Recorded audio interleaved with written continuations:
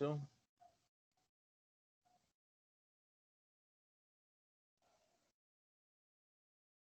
Bien, una vez más saludos a todas y todos en este encuentro de hoy día 10 de octubre del 2020,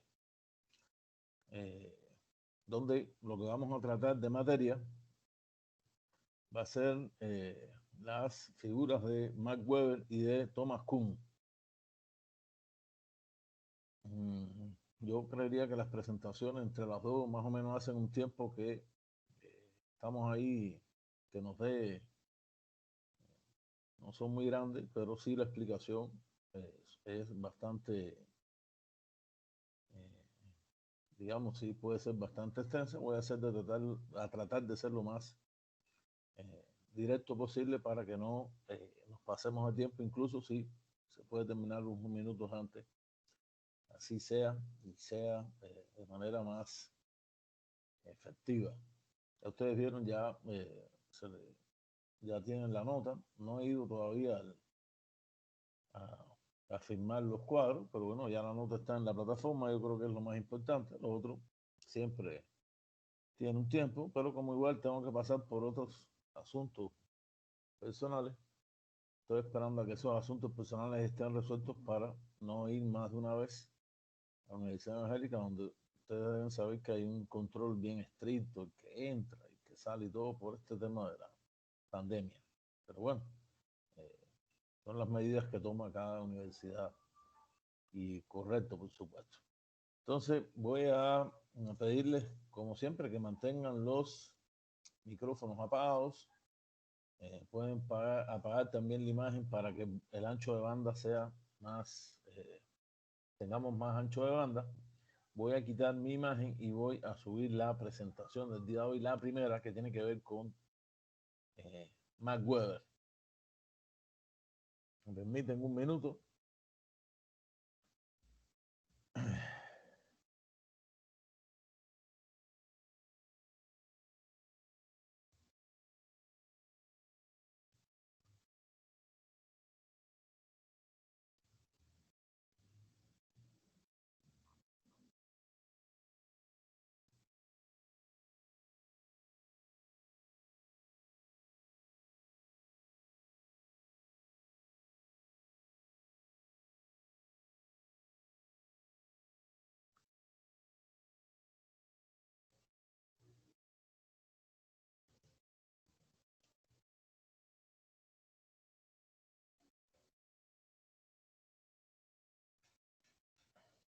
Bien. Max Weber, posiblemente uno de los filósofos, economistas, políticos incluso, eh, con una fama muy universal, sobre todo por diferentes trabajos por él publicados. Yo diría también por eh, su ahínco en la defensa de la religión, las religiones cristianas reformistas, o sea, sobre todo después de la reforma de Lutero, y el pensamiento digamos, de lo que se ha llamado los protestantes. En el caso de Europa, religión protestante, sobre todo las mayoritarias, la religión luterana, la religión calvinista y la religión puritana. Yo creería que también habría que sumarle la anglicana con las características que tenga, pero llamadas así en Europa, sabemos que aquí en América, creería que incluso en el caso de El Salvador tienen una connotación distinta, religiones que se le llaman los protestantes históricos. En definitiva, todos son protestantes. La reforma protestante nació en 1517 con Martín Lutero, y a partir de Martín Lutero hasta nuestros días, en esa segunda escisión del cristianismo, la primera había sido entre la Iglesia Católica Romana y la Iglesia Ortodoxa griega. Esta es, digamos, la tercera más importante, que llega hasta nuestros días, y que en el caso de Max Weber él le va a dar en sus obras y en su pensamiento, yo diría, histórico-social y del conocimiento en general, tratando de buscar una relevancia en Europa. Ustedes ven aquí, MacGyver nació el 21 de abril de 1864. Ya estamos hablando de la segunda mitad del siglo XIX en Erfurt, actual Turingia. En aquella época, parte del Reino de Prusia, recordemos que, como habíamos visto con Carlos Marx, Alemania, ese Estado Nacional actual, no nace hasta 1870. De todas maneras, son solamente 6 años. Max Weber ya con 6 años nace el Segundo Imperio Alemán, yo diría del cual se desprende el Estado Nacional Alemán moderno. Por lo tanto, más que todo y en su conciencia social, Max Weber, o en Max Weber estamos viendo un personaje de la Alemania, o sea, del Estado alemán, el momento que él piensa, y el Estado alemán también en, digamos, esos años, esa segunda mitad del siglo XIX, donde de 1870 hasta 1914, época en que se dio en llamar por diferentes historiadores la Belle Époque, o sea, la bella época, porque de manera, yo diría, trascendental realmente en la historia de Europa, no hubo un enfrentamiento armado de una connotación, o por lo menos con la connotación que habían tenido los enfrentamientos armados en la época de la historia de Europa. Yo creería que de toda la historia de Europa, donde casi que estamos, o lo que se ve en la historia es el transcurrir de una guerra tras otra entre diferentes estados o coaliciones de estados. No ocurre así 1870 hasta 1914. Momento acelerado del desarrollo del capitalismo industrial y momento para también muchos donde esos capitales se empiezan a monopolizar, empiezan, digamos, a unificarse en unos casos, se compran otros por quiebras, por también pagos a través de los bancos de grandes porciones de capitales y donde de una u otra manera vamos a ver que surgen grandes empresas monopólicas tanto en Europa como en los Estados Unidos. En el caso de Estados Unidos incluso trajo consigo una ley antimonopolio que funciona hasta nuestros días. Yo creo que funciona de una manera bastante aceptada, digamos. No es el caso, o no fue el caso de Europa, que no es hasta la Segunda Guerra Mundial donde esto se va a producir, o sea, empiezan a haber leyes estatales de índole antimonopólica, y en el caso de Alemania, sobre todo, trajo consigo grandes emporios, digamos, pues nacimiento de grandes monopolios, como el monopolio del acero y del carbón de Krupp, posiblemente el monopolio más grande que ha existido en la historia de Europa, y que si estamos hablando del acero, estamos viéndolo directamente vinculado al desarrollo de, digamos, la industria pesada, con ello la industria de los armamentos, porque aunque no hubo guerra, y en esos años incluso de una manera bastante, yo diría, entre comillas, civilizada, Europa se repartió África, después sobre todo desde la conferencia de Berlín de 1885, se repartió África en, digamos, regiones de influencia. Esto es de Francia, esto es de Alemania, esto es de Gran Bretaña, esto es de Bélgica, esto es lo que le queda a España, esto es lo que le queda a Portugal, digamos, los países principales en ese reparto de África, también en otros territorios de Asia, donde se, digamos, se consolidó el poder de las grandes potencias, las potencias europeas de la época, sobre todo Francia, Gran Bretaña, el Imperio Británico, y Alemania, el naciente Segundo Imperio Alemán.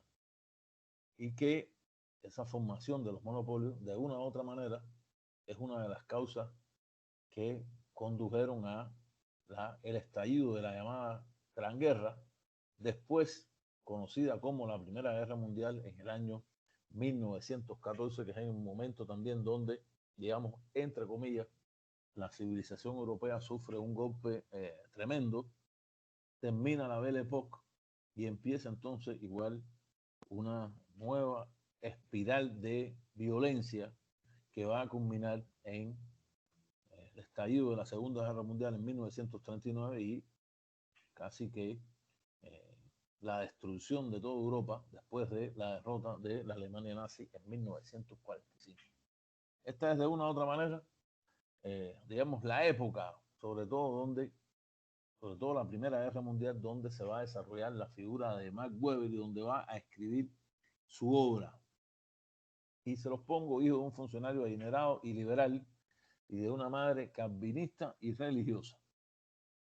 El calvinismo es el pensamiento, digamos, o uno de sus principales postulados, de la predestinación, o sea, hay predestinados a ser ricos, son inteligentes, otros están predestinados a trabajar. Es algo realmente complejo, es una teoría puramente relacionada al desarrollo de esos momentos del capitalismo. Por supuesto, en ese momento histórico no se puede sacar, y de ese momento histórico, si bien el calvinismo nació en el siglo XVI, realmente su desarrollo es un desarrollo que está marcado por diferentes épocas, por diferentes momentos, y aún así como religión también tiene digamos, un papel importante, destacado como una de las variables principales para analizar la sociedad, que va a ser de una u otra manera yo diría, el principal tema de análisis de Max Weber. Trabajó como profesor universitario en la Universidad de Friburgo, 1894, y más tarde en la Universidad de Heidelberg. En el momento ya, por supuesto, en 1894, el llamado Segundo Imperio Alemán, ese Segundo Imperio Alemán que, repito, nació en 1870 y desaparece en 1918. Su prestigio como sociólogo e historiador le brindó la oportunidad de trabajar como consejero para la delegación alemana que negoció la rendición de Alemania de ese Segundo Imperio Alemán en el Tratado de Versalles de 1918 y es a la vez uno de los redactores y supervisores de la llamada Constitución de la República de Weimar. Weimar, una ciudad en Alemania, en Weimar nace la Primera República Alemana.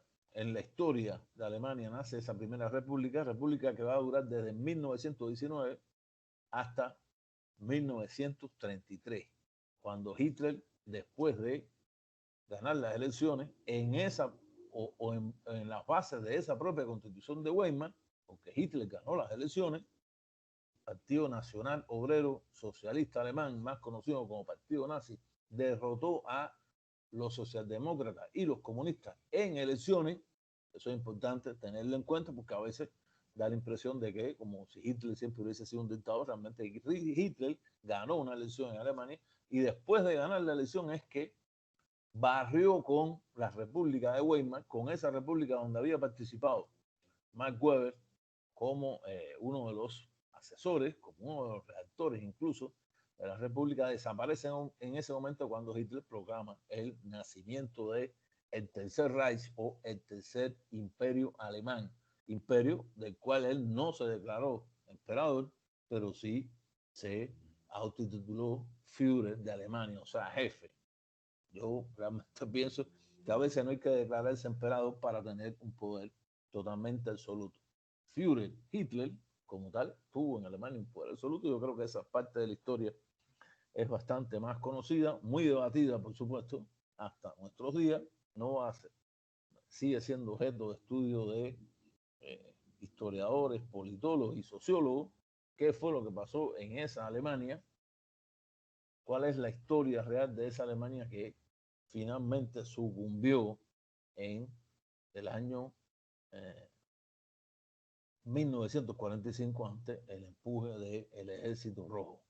Por un lado, que fue el que tomó Berlín, y por otro, más lejano, de los aliados que llegaron hasta el río Elba, pero que finalmente dieron el traste con ese, digamos, adefesio de constitución nazi que llevó al holocausto no solo al pueblo judío, llevó al holocausto a Europa y asesinó, aparte de los 6 millones de judíos, a otros tantos millones de rusos y habitantes de toda Europa que solamente tenían que estar opuestos a la idea del nacionalsocialismo para ser aniquilados, porque esos números y esas cifras están ahí, eso no se puede negar, pero que evidentemente han creado o todavía hasta nuestros días tienen una connotación en el pensamiento del pueblo alemán. Y digamos, Max Weber es de los que por primera vez, yo diría, es de los primeros, junto con Carlos Marx y Durkheim, los tres llamados padres de la sociología moderna, los que empiezan a analizar qué es lo que estaba pasando en esa Europa y hasta dónde podía ocurrir lo que ocurrió. Realmente, ni Max Weber ni ninguno, yo creo que nadie hubiese imaginado que la toma del poder de Hitler en 1933 llevaría a ese holocausto en todo el territorio europeo y los millones y millones de muertos que trajo consigo. Pero de todas maneras estudiaron la sociedad y crearon las bases para el estudio de esas o de nuestras sociedades. Max Weber, repito, a quien se ha considerado junto con Marx y Durkheim como uno de los autores que llevó la cultura de la Ilustración a su cenit, o sea, a su máximo esplendor, cultura de la Ilustración que había empezado desde finales del siglo XVIII hasta el siglo XX, reconoció en su método, o sea, el método de estudio de la sociedad, la dicotomía que aquejaba a las ciencias sociales como ciencia del conocimiento y mantuvo, esa es su posición, que la sociología no podría llegar a ser una ciencia exacta, comparable con las matemáticas o la física, dado que los principios sobre los que se sustentaba eran humanos, por tanto, susceptibles de ser subjetivos en vez de objetivos. Esto tiene igual gran debate hasta nuestros días. Por supuesto que hay una parte subjetiva siempre en los seres humanos.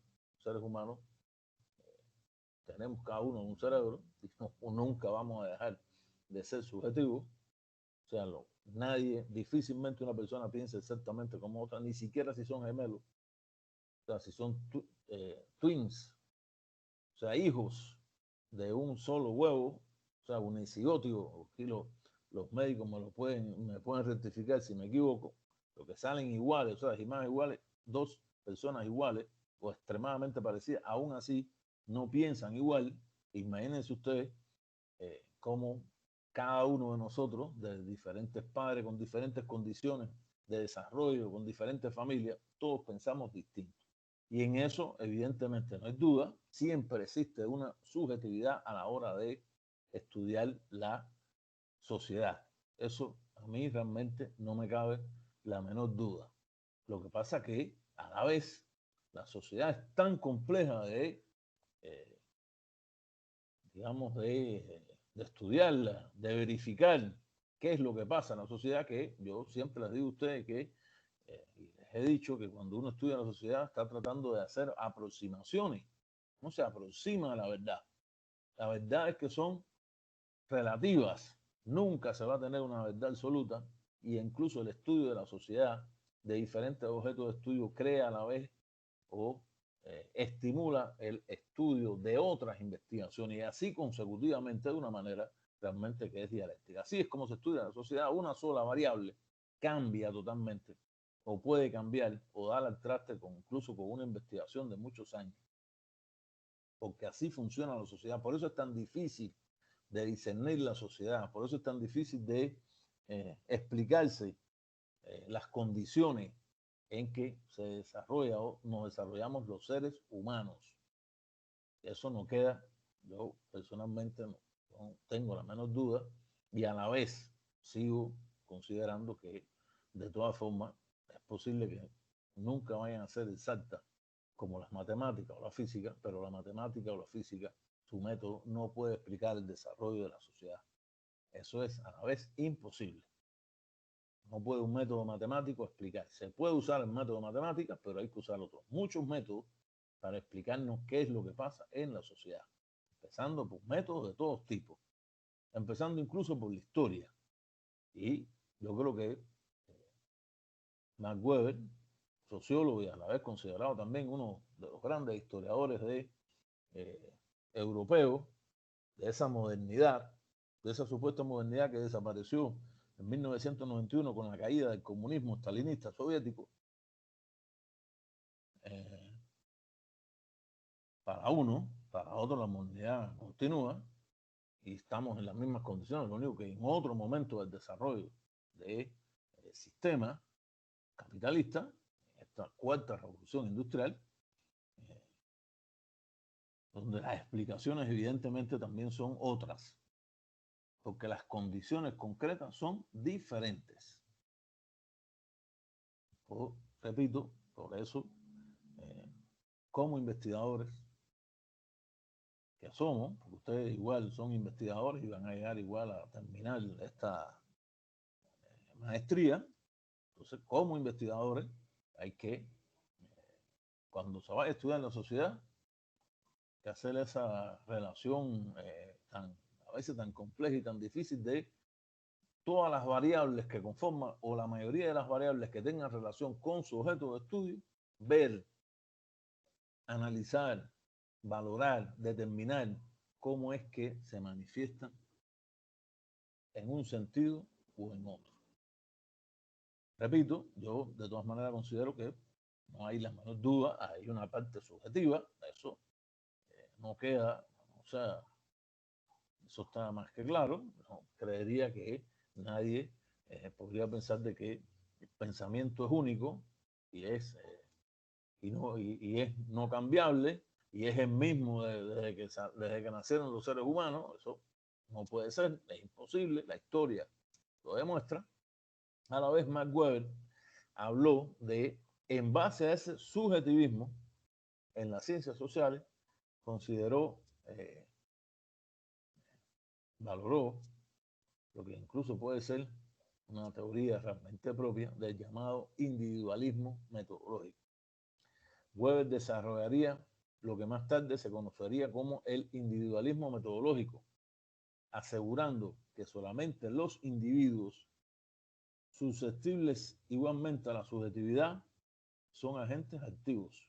Su método y el problema de la modernidad, de esa modernidad, ese desarrollo de finales del siglo XIX y siglo XX, llevaron a Weber a explorar las relaciones entre productividad económica y el contexto cultural de la sociedad, y eso evidentemente es uno de los grandísimos pasos, avances de Weber. Yo incluso pensaría que, teniendo en cuenta que Marx y Engels son anteriores a él, de una u otra manera influenciaron en Max Weber a la hora de crear una relación entre el marco económico o entre el modo de producción, las relaciones de producción y la superestructura dentro de la que está, de esa superestructura, un contexto cultural determinado, un contexto cultural que le corresponde a cada ciudad determinada.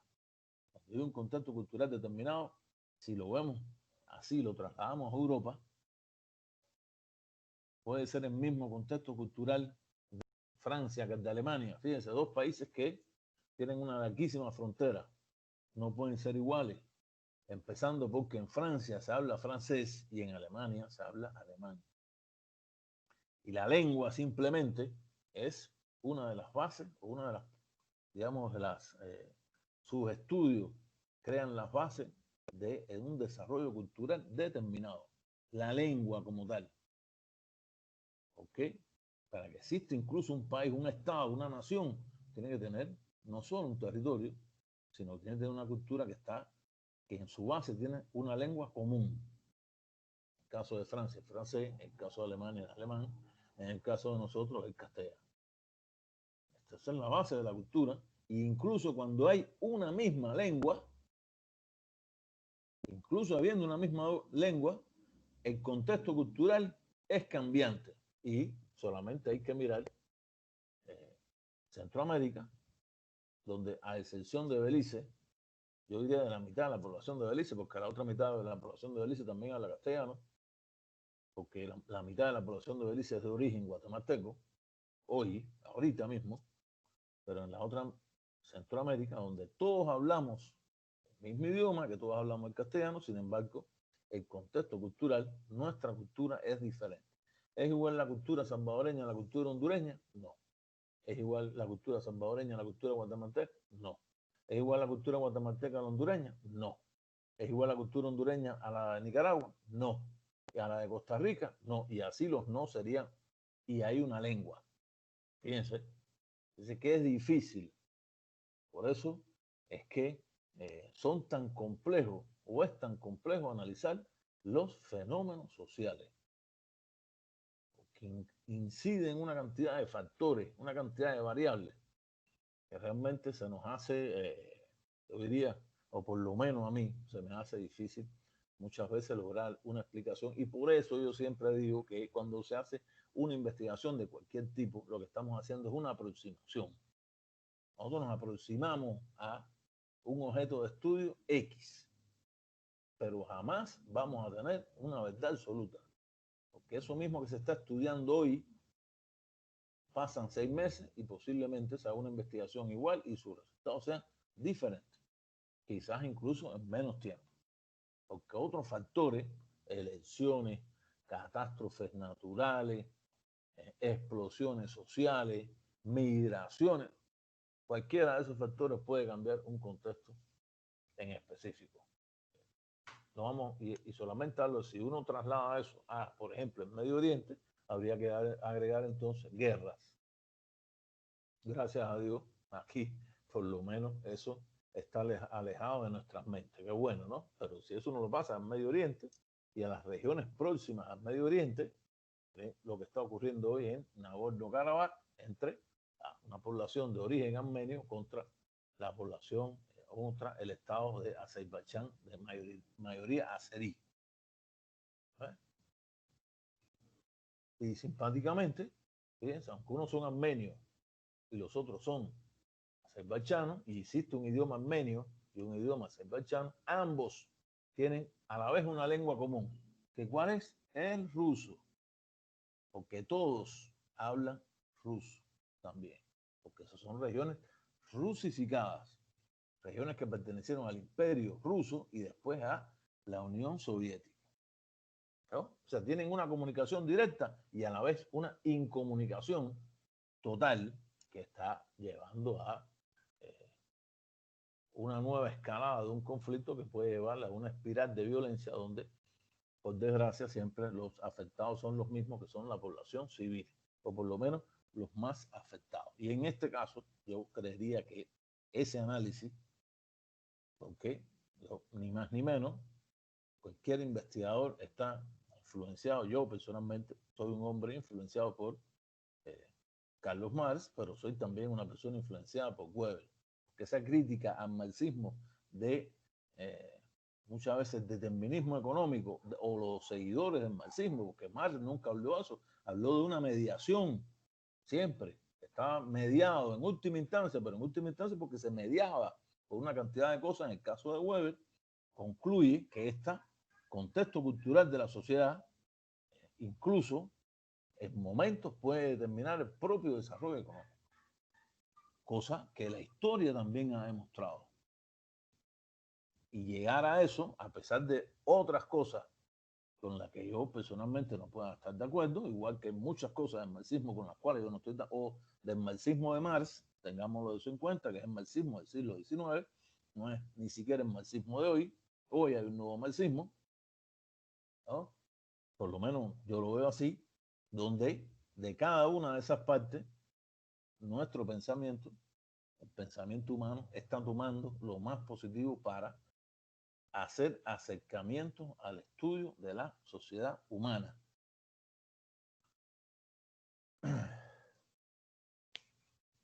La defensa del capitalismo europeo. No queda la menor duda, aunque para muchos, desde concluida la guerra de secesión de Estados Unidos empieza a ser el centro del capitalismo mundial. Yo realmente no comparto esa conclusión, me parece una conclusión apresurada, una conclusión que incluso los niveles de producción muchas veces no lo demuestran, porque en Europa, si se suman los niveles de producción de Alemania, de Francia y de Gran Bretaña, eran de los tres y de sus colonias, era superior al nivel de producción industrial en los Estados Unidos. Y dice, no, pero bueno, es que una comparación es de 3 contra 1, pero bueno, es de 3 contra 1, pero es que no se puede comparar el territorio geográfico de los Estados Unidos con el territorio de Europa, ¿no? Pero hoy esa misma Europa ha creado un Estado supranacional, del cual se ha ido Gran Bretaña, pero hay un Estado supranacional ahí, ¿no? Por encima de diferencias culturales. Hay un ente político hoy por encima de las diferencias culturales que tiene también un origen histórico y tiene sus causas de por qué se ha llegado ahí, ¿no? Entonces, a la hora de defender ese capitalismo europeo, yo creo que este libro de capitalismo europeo vinculado a las religiones protestantes, cristianas protestantes, repito, con todas las críticas que se le puede hacer, yo le diré en que yo realmente no estoy de acuerdo, pero aún de esa manera y con todos los posibles defectos que tenga sus investigaciones, llegaron a, digamos, aproximaciones importantes desde el punto de vista del desarrollo del capitalismo en Europa. El libro La ética protestante y el espíritu capitalista, publicado en 1905, una obra, yo diría, la principal obra de Max Weber, no la única, esa no es la única obra de Max Weber. Max Weber hizo estudios de otros territorios donde no se había desarrollado el capitalismo como se desarrolló en Europa, y eso a veces, o muchas veces realmente, o se conoce poco, por desgracia, pero ese vínculo que él hace, en este caso, fíjense, está, es como si estudiara 3 variables fundamentales: las variables religiosas, la variable que tiene que ver con la economía capitalista y la variable que tiene que ver con el desarrollo de la cultura en Europa. Y lo que sí no hay la menor duda es que en esos años en Europa era el centro de la cultura mundial. Finales del siglo XIX hasta la Segunda Guerra Mundial incluso, es el momento de las corrientes pictóricas históricas y después de las vanguardias pictóricas y precedidas por el desarrollo de diferentes sistemas artísticos, románico, gótico, renacimiento, barroco, neoclasicismo, romanticismo, realismo, incluso realismo socialista. Y cuando se habla entonces de las vanguardias en pintura, hay que hablar de cubismo y surrealismo en las figuras de Pablo Picasso y Salvador Dalí, pintores, digamos, que están en la cumbre de la pintura universal hasta nuestros días. Esa es la Europa de ese momento, ¿no? La Europa que, repito, desde el punto de vista cultural, había producido lo que no había producido el mundo entero. Y en eso, yo personalmente creo que Max Weber tuvo mucha razón. Aunque en otras cosas no concordemos, pero en eso la razón es evidente, ¿no? Y es el primero que empieza a estudiar esa relación de la cultura, en este caso de la cultura europea, repito, con el desarrollo su vinculación con el desarrollo de la economía, el desarrollo del sistema capitalista en Europa, esa Europa que desde 1870 a 1914 no tuvo ni una guerra, por lo tanto sus niveles de producción crecieron de manera geométrica, no aritmética, sino de manera geométrica, y donde él le da a la variable religiosa, en este caso a las religiones protestantes, cristianas protestantes, le da también un papel relevante. La ética protestante y el espíritu capitalista, publicado en 1905, se convertirá en su obra más influyente y leída hasta el momento, hasta hoy. Intrigado por la creciente desigualdad comercial y tecnológica entre Occidente y Oriente, característica de lo que se conoció como la gran divergencia, o sea, la gran divergencia Occidente capitalista y un Oriente subdesarrollado, digamos, o donde el antiguo régimen feudal seguía predominando, eso que en Europa se llamaba el antiguo régimen. Max Weber trató de encontrarla en esa divergencia entre Oriente y Occidente, trató de encontrar la excepcionalidad europea que había hecho posible el nacimiento y la expansión del modelo de producción capitalista, centrando su investigación en las diferencias culturales y religiosas entre ambos puntos, en este caso entre el Occidente y el Oriente. Un Occidente cristiano, mayormente cristiano, y un Oriente, digamos un próximo Oriente mayoritariamente islámico y un lejano Oriente mayoritariamente hinduista o budista.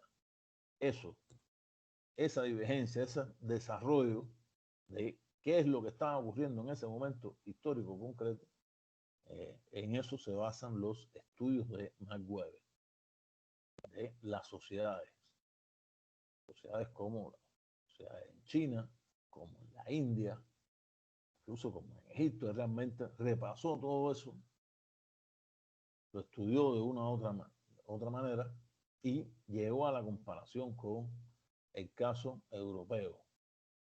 Repito, un momento donde todavía, yo creo que igual no se puede tener la menor duda, el Imperio Británico seguía siendo la potencia hegemónica a nivel planetario. Cuando uno habla del Imperio Británico, de ese finales del siglo XIX, siglo XX, incluso hasta 1945, estamos hablando de un imperio que tenía entre sus territorios coloniales, territorios protegidos o protectorados y territorios con otro tipo de relaciones, que en esto hay realmente diferentes relaciones desde el punto de vista político, desde Canadá, fíjense, Canadá, la mayor cantidad de África, los territorios africanos, incluido Egipto y Sudáfrica, dos de las regiones más desarrolladas o más ricas, digamos, desde el punto de vista económico de todos esos territorios, y la India, su extensión territorial, la gran cantidad de recursos, la India, lugares estratégicos en China, Australia, Nueva Zelanda. Si sumamos todo eso, fíjense, evidentemente, el Imperio Británico, incluso desde el punto de vista territorial y geográfico, tenía muchísimo más territorio que el territorio de los actuales Estados Unidos. Por lo tanto, en esa excepcionalidad europea estamos hablando de desarrollo británico. Si a eso se le suma a Francia, el otro gran imperio colonial de la República Francesa, y si a eso se le suma a Alemania, que llegó tarde a ese reparto de África, pero que también tuvo importantes enclaves coloniales en África, Tanzania, la actual Namibia, con otros nombres, por supuesto, también enclaves en China, ¿no? Esos tres potencias, evidentemente, tenían un nivel de desarrollo, el nivel de desarrollo del capitalismo, eso que a la que la izquierda, siempre le pongo a la izquierda entre comillas, o muchos, digamos, críticos de Max Weber llaman de que, bueno, sí, es que explotaban a ellos colonialmente. Eran los recursos económicos para desarrollar el capitalismo en Europa, y en eso se basó el desarrollo del capitalismo europeo. Eso es una parte que hay que tener en cuenta. Realmente la historia también demuestra eso, pero eso no es lo único. Hay un desarrollo también cultural importante en Europa, hay un desarrollo tecnológico en Europa, y hay una aplicación de la técnica y muchas veces de descubrimientos tecnológicos que ni siquiera habían llegado desde Europa, incluso para el desarrollo militar. Recuerden que la pólvora se descubrió en China, sin embargo su aplicación militar moderna viene de Europa Occidental, ¿no? O sea, puede tener un descubrimiento, pero cómo lo aplica está en una cultura productiva que tiene que ver, en el caso de Europa, pienso yo, con ese propio desarrollo del capitalismo europeo y con el no desarrollo de formas de producción capitalista en el caso, por ejemplo, de China, ¿no? Es en el caso de la India, en el caso de Egipto, digamos, extensiones territoriales y países extremadamente ricos, con una historia milenaria, los tres, pero que no pudieron alcanzar el desarrollo del capitalismo europeo por las condiciones históricas concretas que motivaron ese desarrollo. Que en el caso de Max Weber pone esa balanza religiosa, fíjese, y cuando digo religioso está hablando de ya dentro del análisis que él hace de Europa, está señalando las religiones cristianas protestantes, no católicas, o sea, cristianas protestantes, lo cual también es objeto de crítica a la hora de hacer un análisis sobre incluso el propio desarrollo del capitalismo en Europa. Paso a la otra lámina. En su ensayo, este ensayo que estamos viendo aquí, la ética protestante y el espíritu capitalista, o el espíritu del capitalismo, sugirió que el nacimiento del capitalismo y por extensión de lo que hoy entendemos como la modernidad, entre comillas, había sido posible en Europa debido al componente exclusivamente racional. Está vinculando el racionalismo en el pensamiento europeo con la religión protestante. Según Weber, todas las demás religiones tenían un componente místico y mágico que impedía la completa realización de los intereses comerciales. O sea, está viendo dos religiones y las está poniendo de manera diferente. O sea, la religión protestante por un lado y la religión católica o la religión, o sea, cristianos católicos, cristianos ortodoxos o incluso islámicos por otro lado. En una especie de balanza, en una especie de contradicción, en una especie de confrontación entre unas y otras. Y eso había impedido, según la opinión de Max Weber, la completa realización de los intereses comerciales, yo diría más que comerciales, intereses también desde el punto de vista, o más general, con intereses desde el punto de vista económico. Mucho más importante en su ensayo sobre el protestantismo y mucho más ignorado es el papel que en este ensayo ocupa dentro de su obra, porque a esa ética protestante le siguieron ensayos importantes de trabajo, o sea, investigativos de Max Weber sobre el confucianismo, la religión en la India, mayoritariamente hinduista, aunque una parte también importante islámica, y a la vez el judaísmo. Todas esas son estudios que realmente hoy se conocen poco, se estudian poco y prácticamente se toca solamente a Max Weber desde el tema de la religión cristiana protestante. Yo los invito a ustedes, el día que tengan un tiempo, igual que les dije, que leyeran sobre Marx en esa obra, La cuestión judía, de Max Weber, buscan el trabajo de relacionado al judaísmo y estamos viendo obras que son clásicas para el estudio de la religión judía, de su influencia y de su papel en nuestros días, incluso de por qué el nacimiento del Estado de Israel moderno, que no tiene una connotación bíblica, desde mi punto de vista, perdona si no está de acuerdo, no tiene una connotación histórica, sino tiene una connotación puramente contemporánea por condiciones específicas del desarrollo del capitalismo en Europa. Y si uno no lee eso, entonces, digamos, se puede estar de acuerdo o no, pero va a quedar una parte importante de lo que hay que estudiar para darnos cuenta si eso, cómo es realidad.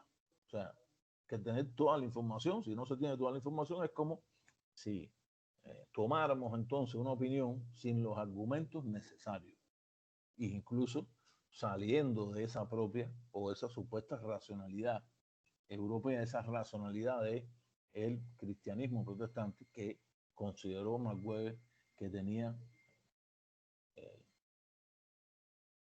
esta variante del cristianismo que, repito, mayoritariamente en el caso de Europa ha sido de luteranos, calvinistas y puritanos. Pasa a la otra lámina. Creo que vale hablar de este mundo hoy tras sus teorías. Weber escribía desde un punto de vista eurocentrista. Eso yo realmente creo que no debe quedarnos duda. Que buscaba explicar el gran enigma del llamado mundo moderno. Cómo consiguió Europa superar de forma tan radical al resto del mundo. En ese momento, fíjense, estamos hablando de finales del siglo XIX, principios del siglo XX. No estamos hablando ni siquiera de la segunda parte del siglo XX, donde emerge Estados Unidos como la potencia hegemónica a nivel planetario, ¿no? Ve el mundo de hoy y ve el mundo de hoy donde las dos grandes potencias a nivel planetario son Estados Unidos y China, y esto sería contradictorio totalmente a los planteamientos de Weber. Uno podría decir, bueno, es que todo lo que dijo fue histórico, se equivocó. No, es que en el momento histórico concreto que él analizó, que Max Weber analiza, la Europa de ese momento, la Europa de ese momento era el centro del desarrollo mundial. Que no lo sea hoy, que no lo haya, o que lo haya dejado de ser después de 1945, es distinto. En este sentido, Weber, con muchos otros contemporáneos, se esforzaron sin éxito, pienso yo, en encontrar rasgos que pudieran dar sentido al llamado excepcionalismo europeo. Ese propio siglo XIX es el siglo también del nacimiento de los nacionalismos, nacionalismo francés, exacerbado, británico, alemán, ruso, hablando de los alemanes de un pan-germanismo, los rusos hablando de un pan-eslavismo.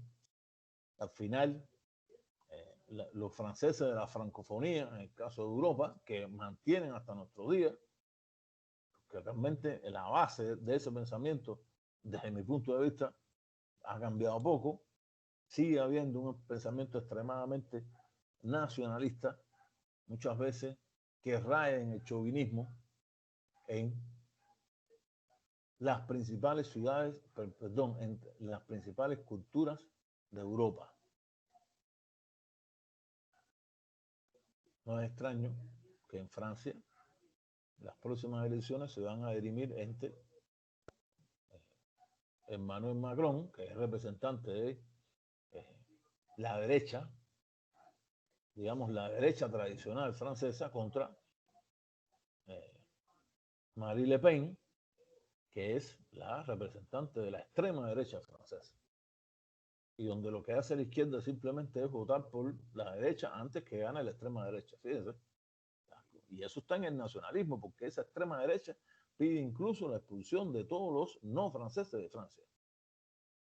Árabes, casi siempre argelinos, marroquíes, tunecinos, africanos, de toda África, sobre todo la África, cuando digo africano, África subsahariana, o sea, la África negra, en el caso de Alemania, con posiciones también de grupos que cada vez crecen más ultranacionalistas, que quieren la expulsión de los islámicos dentro de Alemania, que en este momento mayoritariamente son de origen turco, ¿no?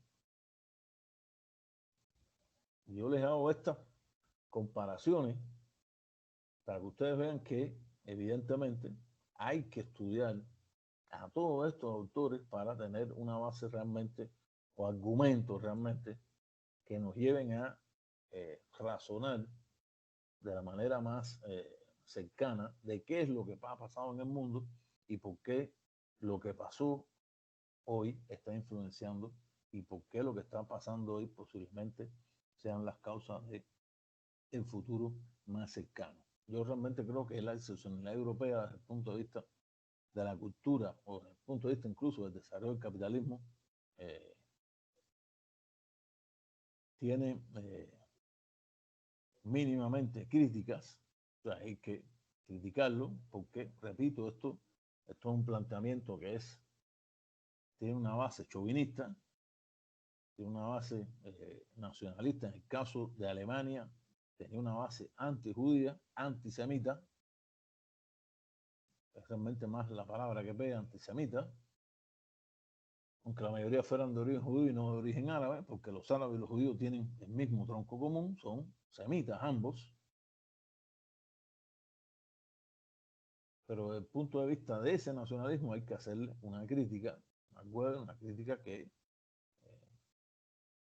no es una crítica desde el punto de vista de la izquierda, ni nada en lo absoluto. Yo creo que es una crítica desde la academia, y no solo por los errores en su interpretación y por los errores de lo que haya pasado después de que él estructuró sus teorías, sino porque la base de esas teorías son o tuvieron en la propia historia de Europa consecuencias realmente funestas, como ya explicamos el caso del nacimiento de la Alemania nazi, de la Alemania hitleriana.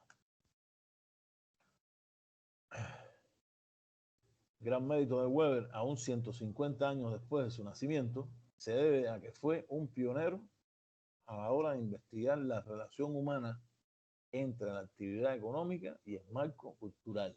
Repito, él es el maestro en este sentido. Yo los invito a que lean las obras de Max Weber. No tienen que leerse la completa, pueden leerse solamente sus introducciones. Las introducciones son realmente excelentes.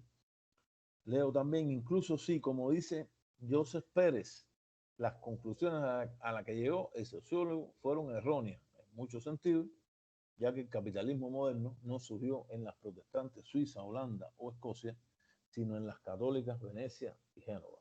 Yo diría Venecia, Génova, Milán, en definitiva todo el norte de Italia, porque al final ese es el norte de Italia, de un Estado nacional actual. No se puede decir tampoco que nació en Italia, nació en el norte de Italia. Que la Italia del norte incluso es la Italia industrializada, sin embargo la Italia del sur es la Italia mayormente agrícola. Y el capitalismo, en su primera fase, ese capitalismo mercantil usurero, nació en el norte de Italia. No nació ni en Suiza, ni en Holanda, ni en Escocia. Para decir Escocia, se puede decir igual Inglaterra, en ninguna de esas nació. ¿No? No toca Francia, mayoritariamente católica, también con una parte también protestante, los llamados hugonotes, que perseguidos y asesinados en la historia de Francia, la Revolución Francesa de 1789, pero que evidentemente dan al traste en muchos sentidos con estos planteamientos de Max Weber.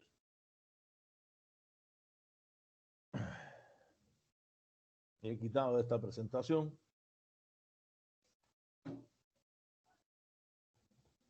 dudas sobre Max Weber antes de entrar a la segunda parte.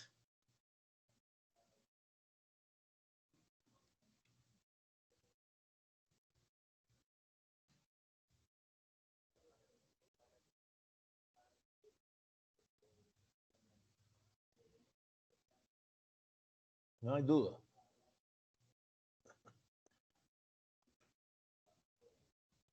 Lo dije tan claro que no hay duda. Eso a mí me extraña. Carlos, Wilson, vamos, Wilson, quiero oírlo. No, pues, una intervención muy interesante, pues Max Weber hizo bastante trabajo, ¿verdad? Desde las universidades hasta su trabajo en la construcción de la República. de 1919. Pues muy interesante la información, doctor. Vamos a seguirla deleitando porque ha sido un gusto. Gracias. Gracias, Wilson. Carlos, los dos Carlos Alberto o Carlos Omar, a ver. A una compañera, que a mí me gusta oír a las compañeras también, para que no quede solamente entre los hombres los que están interviniendo.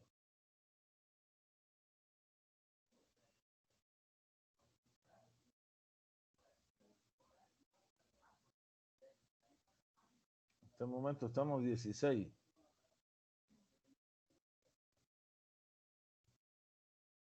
Una compañera, no tengan pena. Ivette, Verónica. Buenas tardes, doctor. Buenas tardes, ¿con quién hablo? Luis. Luis, sí. Adelante, Luis. No sé, es una duda que no tiene propiamente que ver con el tema, pero no sé si usted tiene la percepción, la he tenido yo, que a nivel mundial casi siempre las regiones del norte tienden a desarrollarse económica y ¿cómo que se llama? Y científicamente más que las regiones del sur. No sé si es una percepción equivocada o usted tiene la misma percepción. Es que las regiones, gracias por la pregunta, es que las regiones del norte, su desarrollo tiene que ver con el desarrollo del capitalismo. Esa es la verdad, ¿no? Se desarrollaron con el capitalismo y el capitalismo, ese desarrollo del capitalismo tiene que ver con las sociedades actuales nuestras. Y esa es la percepción que nosotros tenemos de ese desarrollo. Pero hoy mismo, si vamos a hacer un análisis geopolítico, hoy tenemos a China que no es que esté tampoco en el sur, China está como en el centro, más en el centro, incluso tiene regiones, muchas regiones al norte. El norte de China sería, arriba del norte de China está Rusia, y esas partes de Rusia realmente no tienen el desarrollo económico que tiene la China actual. Hay que tener en cuenta también otros territorios, por ejemplo, en el sur está Australia, está Nueva Zelanda, países extremadamente desarrollados, pero que su desarrollo está en base con base al desarrollo del capitalismo. Y tenemos ambas territorios coloniales o territorios protegidos por Gran Bretaña. Pero que él trasladó Gran Bretaña a esos territorios, el desarrollo del capitalismo. Y por eso al desarrollar su capitalismo están hoy, y es el desarrollo que tienen en nuestros días. Y esas regiones sí habría que considerarlas, por lo menos en la parte del hemisferio sur. Lo que pasa es que la percepción que nosotros tenemos es esa, ¿no? Pero si uno mira, dice, la propia Europa, y no podría creer, no, es que la Europa es norte desarrollado, es que Europa, la misma Unión Europea hoy es realmente, hay una especie de uniformidad en el desarrollo económico. Yo personalmente creo que no. España, Portugal tienen un desarrollo medio, Grecia tiene un desarrollo medio.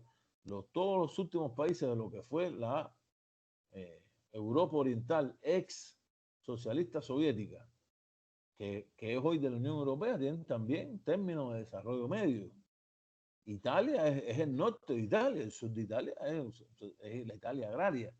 Entonces, cuando uno habla de Europa, como dice Occidente, ¿cuál es el Occidente de verdad? Eso, entre comillas, Occidente. Cuando Estados Unidos, Gran Bretaña, Francia, Alemania e Italia y Estados Unidos y Canadá. No se puede dejar fuera Canadá, a pesar de que regiones también a veces más inhóspitas, un invierno realmente grosero, para decir una palabra, como los inviernos en Rusia, que son inviernos realmente groseros, 40 grados bajo cero y esas cosas que son realmente algo espeluznante. Que son ya poblaciones que viven ahí que están acostumbrados a eso, ¿no? Pero que realmente es algo terrible vivir ahí en invierno. Pero son las regiones, y si uno dice, ¿por qué? Bélgica, ¿cuál es el tamaño de Bélgica? Luxemburgo, Holanda mismo hoy, son territorios realmente, los países nórdicos, un desarrollo económico medio. Lo que pasa es que tienen lo que los caracteriza como tal, su característica principal es la aplicación de ese modelo del estado de bienestar social que tienen y que han mantenido a pesar de los fuertes empujes de las corrientes neoliberales lo mantuvieron a pesar de todo y siguen siendo. Tiene un desarrollo social muy elevado, fíjense, pero su desarrollo económico, posiblemente Suecia sea el más, tiene una gran industria del acero y una gran industria militar, puede ser que tenga su características, digamos, más diferentes a Noruega, a Finlandia, a Dinamarca, pero realmente, ¿cuál es el norte? Es el occidente. El centro realmente es Alemania, Francia, Gran Bretaña y Estados Unidos. Nada, ese es el poder realmente. O sea, no es todo Europa. A veces hay que tener cuidado con eso cuando uno dice norte. Lo que pasa es que las condiciones sociales, comparadas con el sur, en vía de desarrollo, realmente hay unas diferencias tan abismales que cualquiera, no es extraño, esas poblaciones, esos eventos migratorios hacia el norte, porque es el norte más desarrollado económicamente. O sea, eso no va a cambiar, por lo menos no va a cambiar ahora. Yo creería que algún cambio va a haber. El mundo, nadie se hubiese imaginado hace 30 años que China hubiese llegado a donde ha llegado hoy, ¿verdad? Y si eso lo hizo China, lo pueden hacer otros países. Realmente.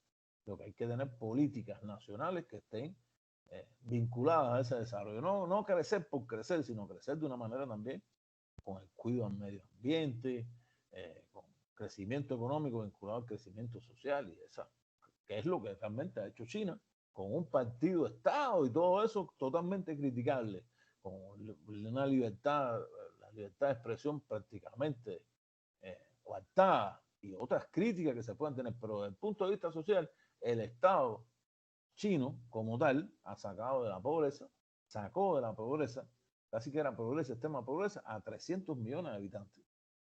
Y eso también hay que reconocerlo, porque si no hubiese hecho eso, estuviese China ahí, no, hubiese habido una gran explosión social. China, es decir, que ha habido un desarrollo económico, pero vinculado también a un desarrollo social. Aparte de todas las críticas que le podemos hacer desde el punto de vista de nuestro pensamiento occidental. Eso también hay que reconocerlo. No sé si... Hay gente que la ha cambiado. Septiembre y octubre. No todos están desde el principio. ¿Alguien más? Poner ahí en el contrato que es un mes de prueba. Compañeros no quieren participar. Qué barbaridad. Se puede hacer retroactivo el contrato. O sea, lo vamos a hacer con fecha. Carlos, tiene abierto el micrófono. Buenas tardes. Buenas tardes, ¿con quién hablo? Argelia. Adelante, Argelia.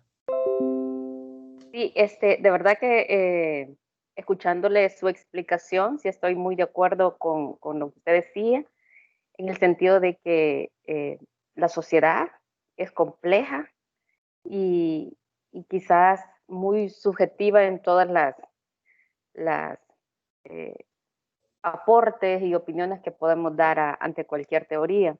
Sin embargo, creo que el recurso más valioso en todos los territorios, aún en las empresas y en las organizaciones y en la familia, debe ser el ser humano.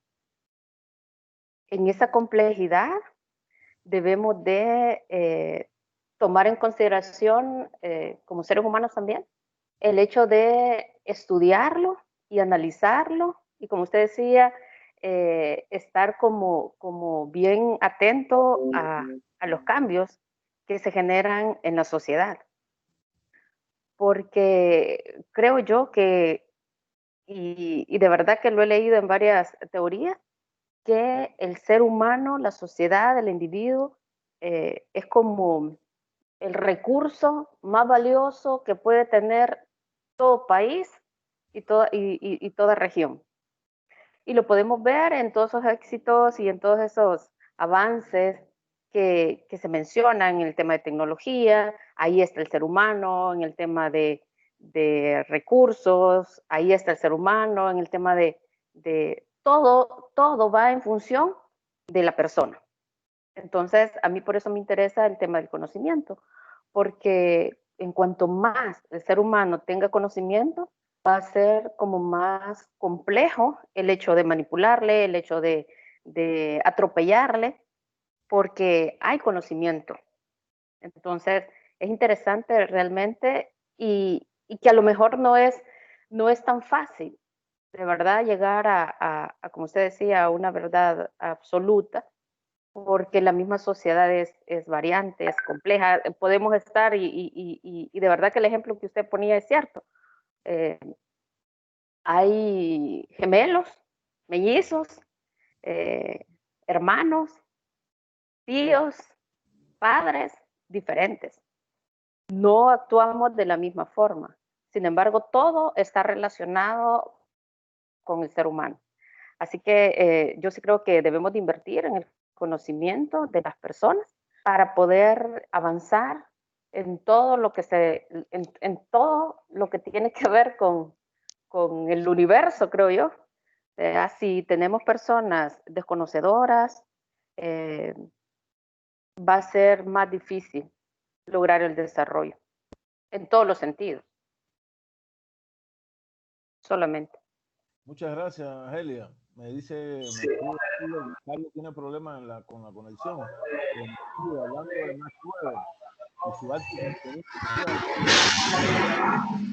contenido biopsicosocial en medicina, factores biológicos, sino también el contenido social que éste ejerce en la salud de las personas. Y es bien cierto. Gracias, Carlos. Lástima que tenga la participación.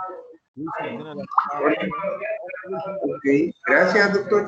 Sí, estoy de acuerdo con la participación de la licenciada Argelia, ¿verdad? De que el recurso humano de cada nación, ¿verdad? Es lo más importante que puede tener cada país, es su activo más importante. Y refiriendo a la conversación que hizo el compañero anteriormente, de que por qué una zona, no la otra, hay veces podríamos decir, no solo es la riqueza, definitivamente no solo es la riqueza en los países, ¿verdad? Es de la conciencia de lo que esto significa, de lo que esto viene a significar para un país. Creo de que en nuestros países, en lo que es a nivel latinoamericano, ha habido poca conciencia, por eso los pasos no han sido agigantados, sino que los países que han salido adelante ha sido menos, a veces más por intereses económicos que definitivamente nos ha ayudado a tener ciertos adelantos, ¿verdad? Pero no porque en realidad se apoye a la ciencia como un nuevo paradigma de la academia, un nuevo paradigma de las políticas sociales de los países. Tenemos el ejemplo, por ejemplo, Estados Unidos no hubiera llegado a la Luna si no hubiera sido por Werner von Braun, que fue prácticamente llevado con sus hijos, su esposa, a Estados Unidos, se le dio todo, igual que 300 más que iban con él. Entonces, todos estos científicos de Estados Unidos los tomó, los llevó a todos estos ingenieros, todos estos médicos. Por ejemplo, von Braun era un ingeniero mecánico que él fue uno de los jefes en la construcción del cohete que fue por primera vez a la Luna en el viaje de Estados Unidos. Pero igual así llegaron microbiólogos, llegaron médicos, llegaron todas las especialidades, los ingenieros, ¿verdad? Que ellos podían necesitar tanto como para desarrollar el país, porque era una época de posguerra, ya no era prácticamente la guerra, sino que tenía otro enfoque. Ir a la Luna tenía otro enfoque. Siempre hay un dominio en que lleva adelante estos proyectos, colocar satélites y pegar unos avances agigantados, ¿verdad? Yo en una ocasión hice la referencia cuando acá no se valoró a los médicos que teníamos de Rosales, que hubo un tiempo que se les atacó tanto que a mí me daban ganas de llorar, pues porque si ahí teníamos gente que estaba haciendo buenas cirugías, ¿verdad? Excelentes cirugías. Teníamos unos cardiovasculares que estaban haciendo injertos de venas, ¿verdad? Llegaba alguien que le habían roto una arteria, ahí se la sacaban que sea de la pierna, pero se la ponía. Entonces, yo me enteré mucho de buenos trabajos, pero igualmente me enteré cuando fueron presionados, humillados, perseguidos. Y yo decía, pero ni a los alemanes, ni a los científicos alemanes se les tuvo miedo. Y aquí se les tenía miedo, por ejemplo, a los profesionales que teníamos nosotros, ¿verdad? Entonces creo que no solo es de tener dinero, sino que de la mentalidad para apoyar la ciencia en los países en desarrollo, ¿verdad? Porque valorar a cada persona, ya claro, pedirle a un médico ya adulto mayor que dio toda su vida, mire, usted debe de estar marcando y tal vez no marcó nunca, pero sí se echaba 15, 20 horas operando y todo eso. Ahora tal vez iba a operar a otro lado, pero prácticamente eso no le quitaba de que él tenía ya ganado un puesto, ¿verdad? Y claro, los que venían, los jóvenes, se podían haber hecho diferente, pero todos aquellos maestros que habían enseñado, que estaban enseñando, pues respetarlo, ¿verdad? Y es la mentalidad que no se ha tenido aquí, que se ha hecho como atarrayazos, no se ha considerado las variables que pueden hacer la diferencia, el esfuerzo que pudo haber conllevado a que estas personas estén ya a ese nivel, ¿verdad? Entonces, no ha habido ese criterio para analizar. Entonces, creo que en nuestros países es lo que hace falta, ¿verdad? Ciertos criterios para apoyar al científico desde cualquier trinchera que esté, ¿verdad? Nosotros hacemos referencia a la salud, que es algo con lo que nos mantenemos en constante relación. Gracias. Muchas gracias, Wilson. Teniendo en cuenta el tiempo, compañero y compañero, voy a subir la otra presentación que tiene que ver con Thomas Kuhn. Por favor, voy a quitar mi imagen, me dan un minuto y subo enseguida la otra presentación. Recuérdense de mantener apagados los micrófonos y también no tengan abierta la imagen para que no haya problemas con el ancho de banda y se pueda ver bien el...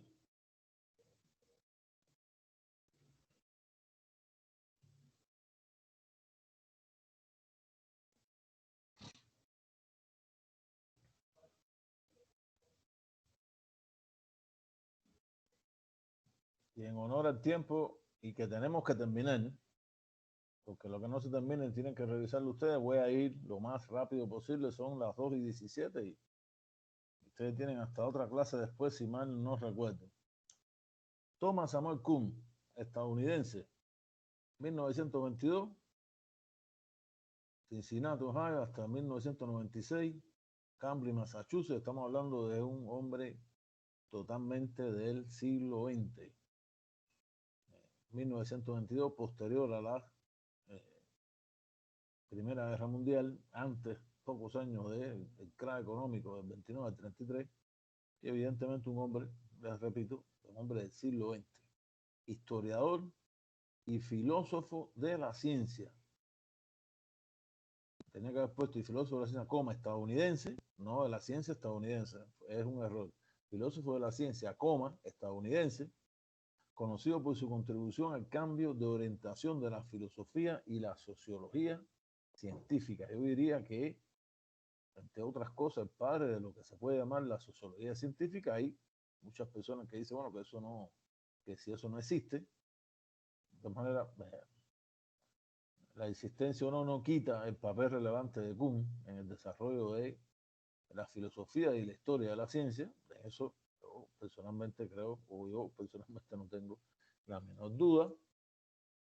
A pesar de no tener estudios en filosofía, pues Kuhn fue doctor en, o sea, era graduado como doctor en física en la Universidad de Harvard. Es uno de los filósofos de la ciencia más importantes del siglo XX. Introdujo el concepto de la influencia de los factores históricos sociológicos y psicológicos al desarrollo de la ciencia y del concepto de paradigma, siendo su obra La estructura de las revoluciones científicas una perspectiva del conocimiento totalmente diferente a la de su época. Hoy, cuando nosotros hablamos de paradigma, famosos paradigmas científicos, incluso para estudiar el pasado, antes de Kuhn, paradigma marxista, el paradigma positivista, el paradigma neopositivista, el paradigma vinculado al pragmatismo, el paradigma de la filosofía clásica alemana, todos esos son paradigmas, ¿no? Y hoy se hace común hablar de eso. Yo diría incluso ya vinculado a la ciencia directamente, cuando se habla de la teoría de la relatividad, por ejemplo, estamos hablando de un paradigma.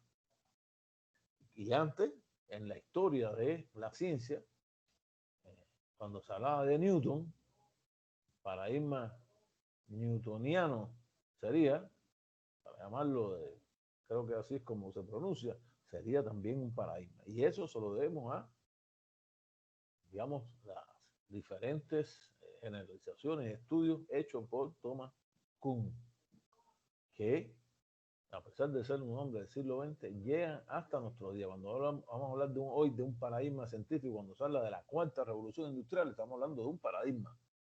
No hay la menor duda.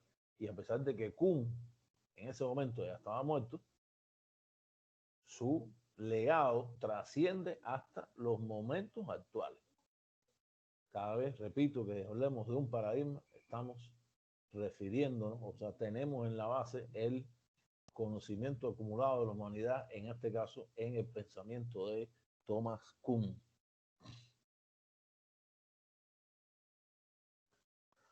Lo que Kuhn estableció en su obra, que el desarrollo de la ciencia estaba influenciado por un conocimiento anterior establecido en teorías y leyes creadas por un grupo de científicos o especialistas, es decir, por una comunidad científica.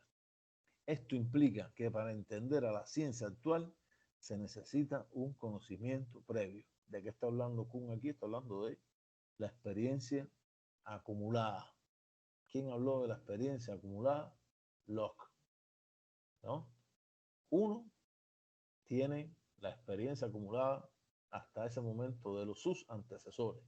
Tom Kuhn, de los que lo precedieron a él, igual con ese conocimiento acumulado, es que trabaja en sus nuevas teorías, en este caso en la teoría relacionada a la filosofía y la historia de la ciencia, y en esa definición del concepto paradigma.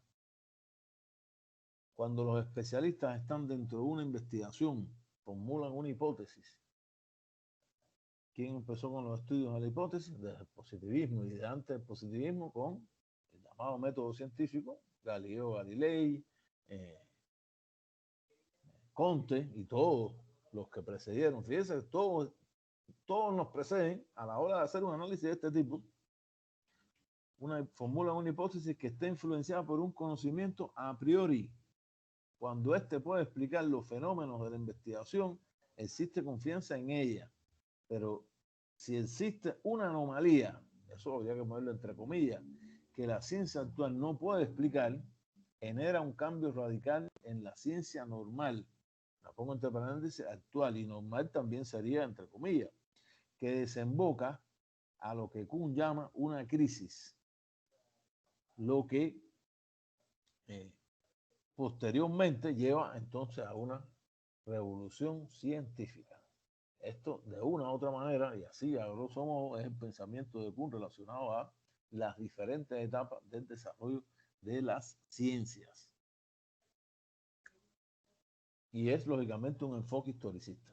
No, ahí tampoco no debemos tener dudas relacionadas con este enfoque historicista de la ciencia, por el enfoque historicista de Kuhn, según el cual la ciencia se desarrolla siguiendo determinada fase, establecimiento de un paradigma, ciencia normal que va, digamos, a la par de ese paradigma, o sea, ese paradigma funcionando normalmente, se produce una crisis y cuando hay una anomalía y hay cosas que no se pueden explicar, cuando hay cosas que no se pueden explicar, los estudios llevan una revolución científica, quiere decir a nuevos descubrimientos que aplicando hipótesis verifican esas hipótesis, y esa revolución científica entonces lleva a el establecimiento de un nuevo paradigma. Esto en ocasiones se le ha criticado a Kuhn que estaba siguiendo prototipos del pensamiento marxista, es decir, como la crisis del capitalismo. El capitalismo se desarrolla, tiene un momento de la economía, tiene un momento de auge, después se mantiene funcionando de una manera estable, llega a una crisis, la crisis lleva a una recesión hasta que vuelve otra vez el desarrollo económico a crecer. Puede estar influenciado, sí, es posible que haya estado influenciado, esos son los momentos históricos que dio Kuhn, pero él eso, de lo cual pudo haber estado influenciado igual que de otras influencias, porque de los momentos del desarrollo del capitalismo no solo habló Marx ni el marxismo. Ya en el siglo XX tenemos que ver a la figura de von Mises, la figura de Hayek, que lo vamos a ver en la clase posterior, ¿no? Entonces no es la influencia solamente, o sea, una crítica. Hay muchos filósofos que jamás defendieron a ese comunismo soviético, que hablaron de estos propios periodos de, digamos, de desarrollo de la economía capitalista.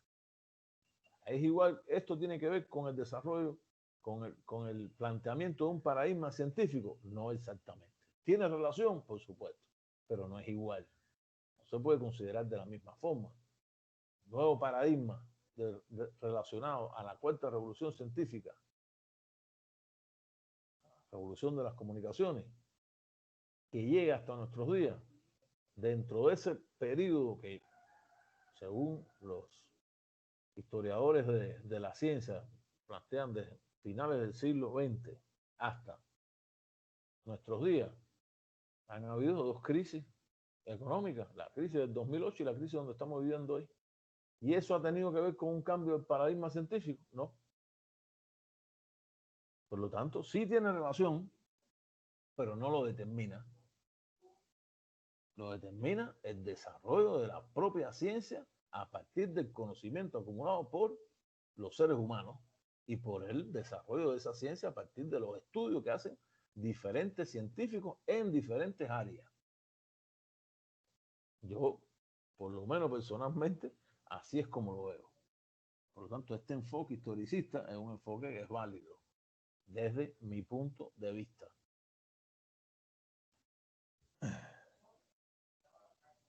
Paradigma como tal. Kuhn consideró a los paradigmas como realizaciones científicas universalmente reconocidas que durante cierto tiempo, esto es importante, durante cierto tiempo proporcionan modelos de problemas y soluciones a una comunidad científica, yo diría históricamente determinada. La comunidad científica históricamente determinada, de un momento histórico concreto. No es lo mismo el momento de las teorías de Newton que después el momento en la ciencia, el desarrollo de la teoría de la relatividad de Einstein. Son dos momentos históricos diferentes. ¿Proporcionaron soluciones? Por supuesto, no. Yo creería, igual no debemos tener ninguna duda los que estamos aquí, que de una u otra manera siempre tenemos relación con la ciencia y proporcionaron soluciones. Cuando la teoría de Newton lo que no pudo explicar y se empezaron a producir esas anomalías, trajo consigo entonces la teoría de la relatividad. Y después de la teoría de la relatividad habrá que solucionar otros problemas y nacerán desde la ciencia otros paradigmas. Los paradigmas obtienen su estatus como tales debido a que tienen más éxito que sus competidores para resolver unos cuantos problemas o una serie de problemas que el grupo de profesionales ha llegado a reconocer como agudos. Sin embargo, el tener más éxito no quiere decir que tenga un éxito completo en la resolución de un problema determinado o que resultados suficientemente satisfactorios con un número considerable de problemas, porque lógicamente un paradigma es posible que no resuelva todo, que resuelva una parte de los problemas. Y después de ahí, de resolver esa parte de los problemas, nacer un nuevo paradigma. No necesariamente tiene que resolverlo todo. Es que todos los problemas es imposible resolverlos. Si se resolvieran todos los problemas, estuviéramos acercando a una realidad totalmente absoluta. Y ya hemos visto que ninguna realidad, no hay ningún acercamiento que sea absoluto, eso es imposible. Siempre el acercamiento va a ser relativo, porque está determinado por la cantidad de conocimientos acumulados por los seres humanos en un momento histórico concreto. Ni más ni menos. Pasarán los años, pasarán los siglos y se resolverán otros problemas, posiblemente muchos de los problemas que hoy parecen irresueltos, incluso que pueden parecer, no, esto no tiene solución. Sí, va a tener mañana, pasado, en otro momento de la historia, va a tener también su resolución y se va a resolver y nacerá entonces, lógicamente, otro nuevo paradigma científico. El llamado modelo kuhniano, el modelo de Kuhn de desarrollo científico. Él planteaba ciencia inmadura, antecedente de la ciencia normal, que se caracteriza por una serie de escuelas y subescuelas de pensamiento que aún no son ciencias porque no tienen un paradigma común. Él está viendo el desarrollo de la ciencia a través del desarrollo de la humanidad, sobre todo en los últimos siglos, sobre todo en los siglos, digamos, posteriores al Renacimiento, posteriores a la época de la Ilustración, yo diría a partir del siglo XVI hasta nuestros días. Por ejemplo, durante el siglo XVII había una serie de teorías que trataban de explicar el fenómeno eléctrico. Entre ellas se encontraban las teorías de Franklin, Gray y Watson. Esta ciencia se caracteriza porque trata aún de dar explicación a un aspecto fundamental de su teoría. Quiere decir que habían varias teorías, pero ninguna había probado que podía resolver o que podía convertirse en un paradigma definitivo. La llamada ciencia normal, que es lo que viene después de según Kuhn, de la ciencia inmadura, significa investigación basada firmemente en una o más realidades científicas pasadas, siempre mirando el pasado. Realizaciones que alguna comunidad científica particular reconoce durante cierto tiempo como fundamento de su práctica posterior. Cuando dice que una comunidad lo reconoce es como una especie, hay una comunidad epistémica, o sea, una comunidad de científicos que lo reconoce, así es como funciona, así es como se ha demostrado.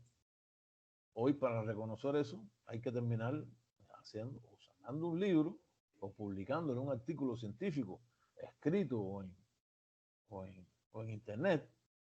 Esa es la manera hoy de explicar. ¿Cómo se explica hoy el tema de las vacunas con relación al virus, al COVID-19? Se están haciendo investigaciones y al final un paradigma que es el que va a triunfar, que va a decir, esta es la vacuna, por esta vía, porque es una vía, bueno, ustedes eso saben más que yo, por esta vía es que se resuelve este problema del COVID-19. Y esta es la mejor vacuna, entonces, ¿esta es mejor que esta o es mejor que la otra? Eso lo va a demostrar en la práctica concreta y se va a llegar a un paradigma. Incluso podrían haber hoy mismo ahí relacionado a eso varios paradigmas. Los rusos están buscando una vacuna de un tipo, los ingleses tienen otro tipo, en Cuba hay incluso hasta 2 vacunas, no sé realmente de qué tipo será, porque es algo así como hermético, como acaban de decir, o sea, científicamente qué es lo que hace, por lo menos tener una idea. La de Oxford tiene una idea, yo he leído bibliografía sobre eso, la de los rusos también, incluso por qué la sacaron, de dónde es que viene, por qué tienen tan adelantados los programas. O sea, tienen características cada una de ellas propias. Esos son diferentes esos son, digamos, es como si en ese momento la ciencia, es un momento, este momento relacionado al COVID, la ciencia está inmadura, ¿no? No ha llegado a una ciencia que él llama como ciencia normal porque ya tiene un paradigma establecido para, digamos, destruir a la pandemia, en este caso al COVID. Lo digo como ejemplo así de manera general. Crisis científica. Dado que la ciencia normal no está exenta de que existan errores o contradicciones en su modelo científico, pueden existir anomalías que no pueden explicar u otros fenómenos que no se pueda resolver. Es entonces cuando se genera una crisis científica. Eso es lo mismo con esto del COVID. COVID provocó una crisis científica, ¿no? Porque no había manera de resolver el problema. Aparece el virus y el virus empieza a matar gente. Todo lo que hay descubierto no resuelve el problema, por lo menos no resuelve el problema definitivo, ¿no? Realmente hay muchas medicinas que se convirtieron en algo así como podría ser la palabra paliativas, ¿no? Al tema del COVID. Pero hay una crisis científica porque no hay una vacuna descubierta. Ahora es que se está intentando llegar a descubrir esa vacuna, ¿no?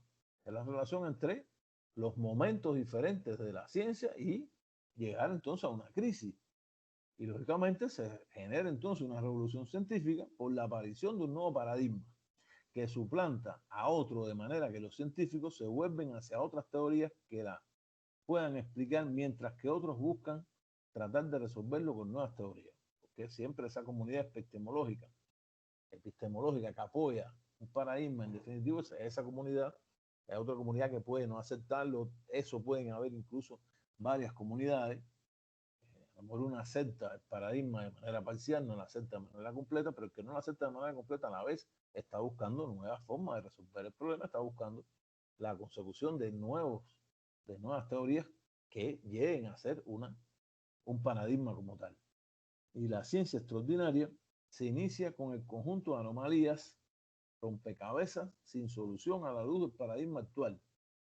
Estas producen crisis que ocasionan la proliferación de otros paradigmas y que posteriormente, mediante un consenso científico, se dará inicio a la ciencia normal, y a partir de ese momento se repite un ciclo.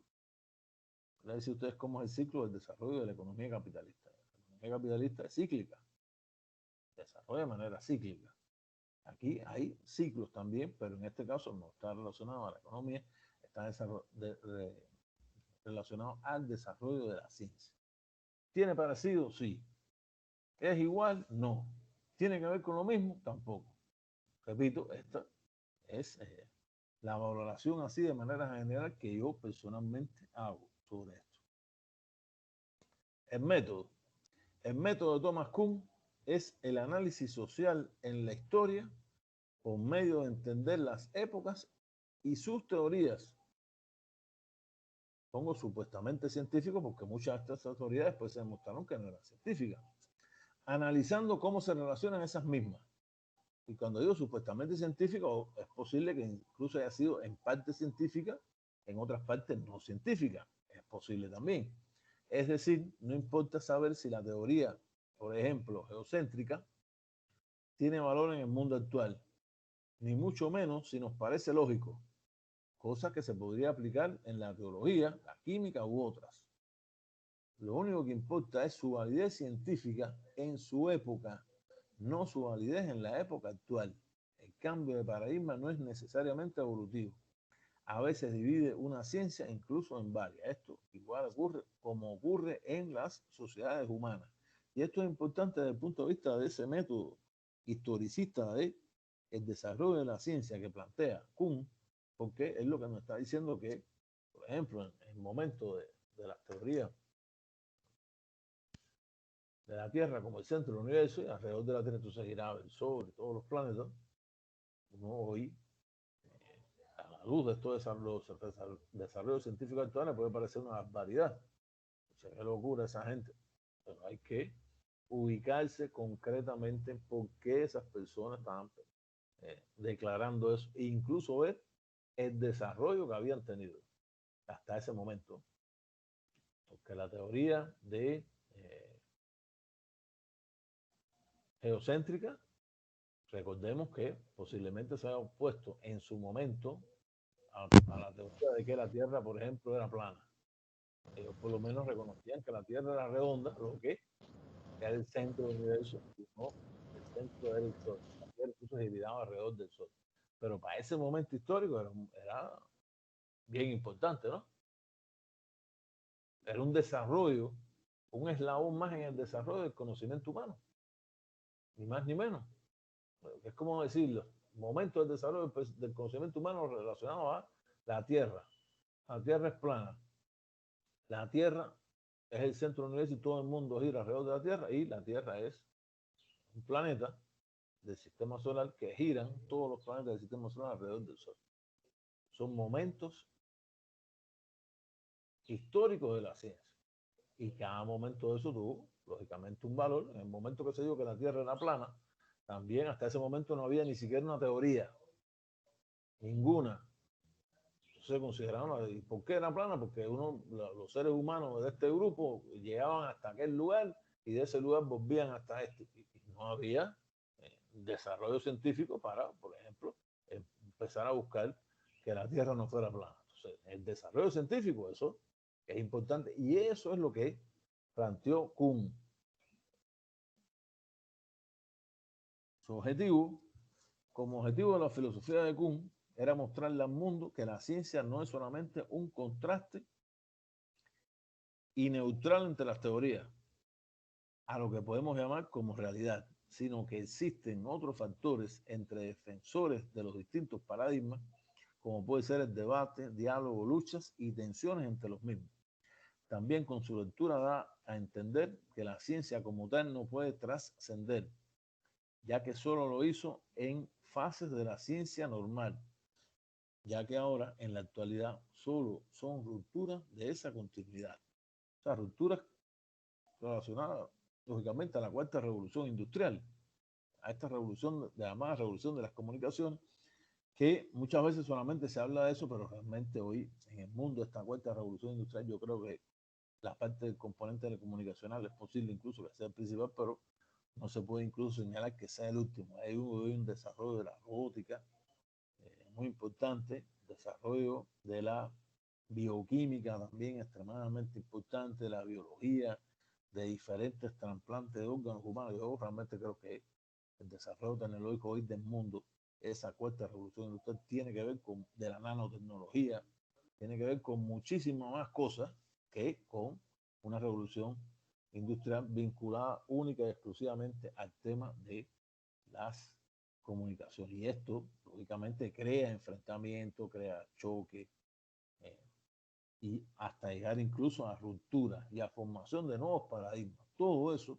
es posible. Yo creo que ese es el intento de Kuhn, o sea, que todo se llevara, no solamente contrastar una cosa con otra o que sean neutrales. Realmente eso no funciona en la sociedad. Siempre hay choque, siempre hay enfrentamiento, y en ese enfrentamiento, yo diría que en esas contradicciones producen de alguna u otra manera una especie de desarrollo dialéctico que a la vez conducen a nuevos momentos del desarrollo del conocimiento humano.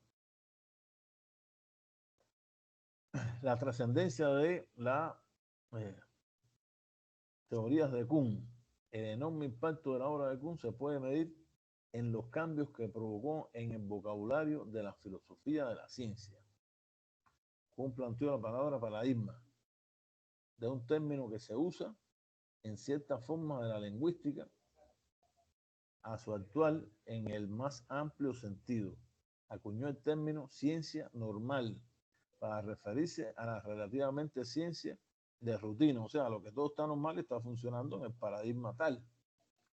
A un día de trabajo de los científicos que trabajan dentro de un paradigma determinado son cosas, digamos, son aportes. Yo realmente los considero aportes extraordinarios al desarrollo del conocimiento humano. Continuamos. Fue en gran parte responsable de la utilización del término revoluciones científicas. Hay otros que también habían hablado de eso. Yo creo que de la época 20 venía una... Pero evidentemente Kuhn utiliza el término, y yo creo que más importante que todo, lo convierte en un concepto a partir de que lo define como tal, en esa relación de ciencia normal, ciencia anómala, o no normal,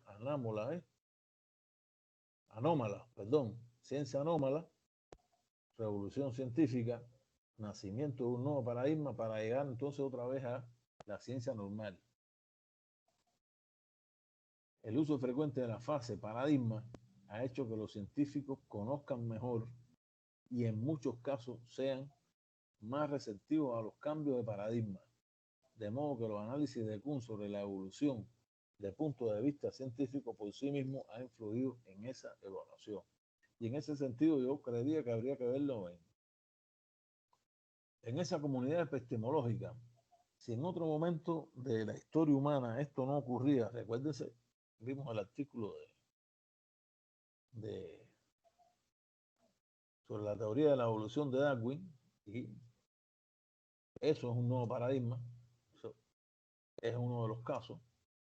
Hasta dónde llevó a Darwin los ataques que recibió en todos los sentidos, no solo desde el punto de la religión, sino incluso de muchos científicos que lo atacaron de una manera furibunda, a una persona que desde el punto de vista humano o como ser humano, sus características personales, una persona muy, digamos, muy suave, que daba la impresión de que no sabía defenderse y que incluso un amigo era el que, uno de sus alumnos más brillantes era el que tomaba digamos, la batuta a la hora de defender las teorías de Darwin.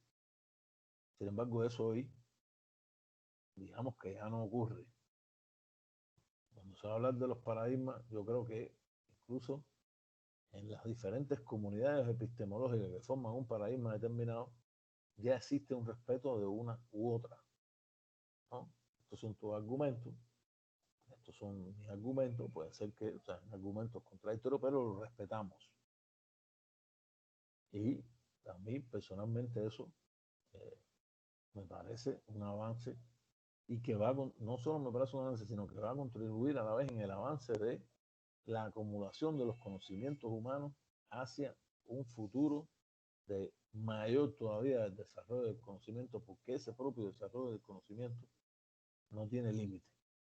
Mientras existan los seres humanos, mientras existamos, va a haber un desarrollo constante de el conocimiento. Y repito, esos grupos que defienden un paradigma u otro ya hoy no funcionan como funcionaban antes. Es posible que todavía queden algunos grupos, desgraciadamente casi siempre vinculados a intereses políticos, incluso políticos religiosos, existen, eso no hay la menor duda, estamos viéndolo en el mundo que nos rodea, estamos viéndolo en el país más poderoso de la Tierra, o sea, no hay la menor duda, ahí los estamos observando, pero yo creería que a nivel más general, a nivel planetario, existe o se va imponiendo, e incluso positivamente pienso que se impondrá ese pensamiento de los diferentes paradigmas. Yo creo que paradigma se puede hablar incluso de un paradigma religioso y hablar de la religión cristiana como un paradigma, hablar de la religión islámica como otro paradigma y hablar de las religiones del lejano oriente como otro paradigma, la religión budista mayoritaria o hinduista, que son las dos más grandes en el oriente, que esos paradigmas religiosos al final también confluyan, yo creo, en mínimamente un respeto aceptado entre todos, que contribuyan al desarrollo del conocimiento y de una mejor perspectiva de los seres humanos en general. Y pasa la última lámina, sus obras.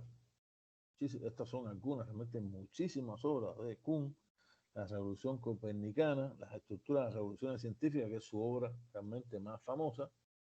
Segundos pensamientos sobre paradigmas, la atención esencial, la teoría del cuerpo negro y la discontinuidad cuántica, 1894-1912, trabajo que tiene que ver con el, digamos, desarrollo de, a la vez, la teoría del nuevo paradigma del nacimiento y consolidación del nuevo paradigma relacionado a la relatividad.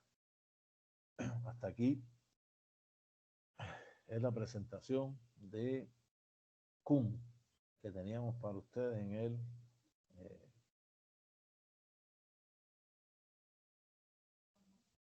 día de hoy, tarde de hoy. Sé que ya cuando llegamos a esta hora, lógicamente todos nos sentimos agotados, eso ni modo, ¿no? Pero de todas maneras, dejo abierto el micrófono, alguien que quiera plantear algo, alguna duda, algún señalamiento, algo que se me haya quedado, algo en que me haya equivocado. Recuérdense que aquí todo el mundo tiene este derecho a equivocarse. Aquí lo importante es, lógicamente, tomar nuevos argumentos y seguir hacia adelante, ¿no?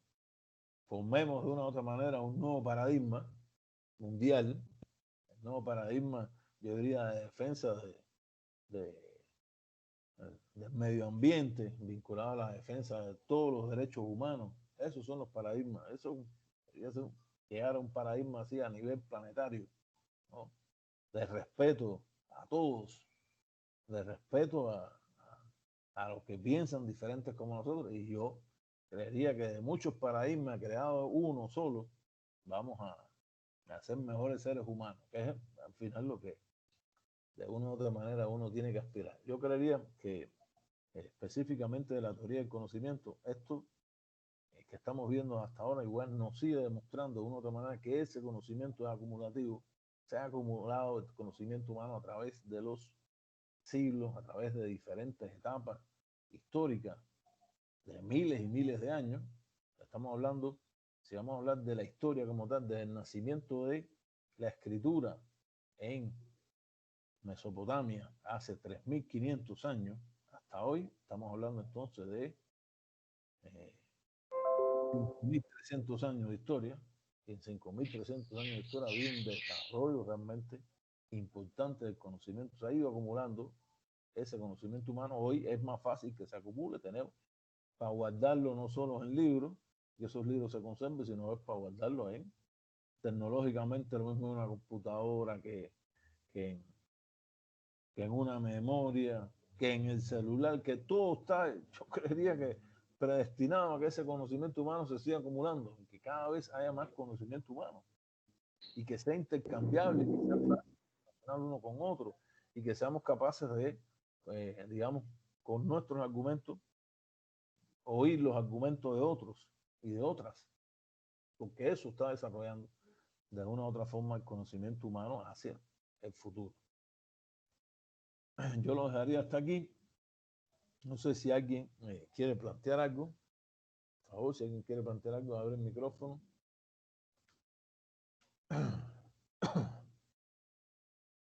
Perdón. Sí, buenas tardes, licenciada. Adelante, Agelia. Yo quería hacerle una consulta, y es que en todo el transcurso de esta materia he visto y todos los aportes han estado como vinculados a hombres. Yo me hago la pregunta, ¿será que no hay aportes de mujeres? ¿O es que pues estamos en una sociedad que solo visibiliza los aportes de hombres? Excelente pregunta, Agelia. Tiene toda la razón. Que seguimos evidentemente viviendo en una sociedad extremadamente machista y patriarcal. Y incluso muchas veces la misma literatura que vemos tiene que la literatura es abrumadoramente, yo diría, de origen masculino. A pesar de que hoy mismo se gradúan a nivel universitario más mujeres que hombres. ¿Ves? Y debía ser lo contrario. Pero usted tiene razón. Yo creo que en las ciencias como tal no se puede ver solamente que hayan sido hombres. En este caso yo diría que los más grandes pensadores desde el punto de vista de generalizar, porque aquí estamos hablando de grandes generalizaciones del conocimiento humano, han sido hombres.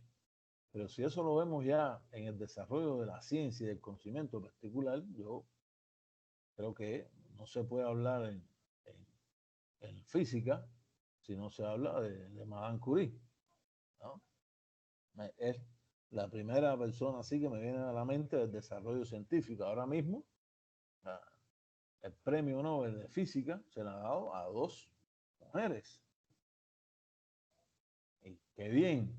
Y no son las primeras que se le dan realmente. Creo que el premio de literatura también se le dio a una mujer, una estadounidense, una magnífica escritora, realmente una poetisa estadounidense.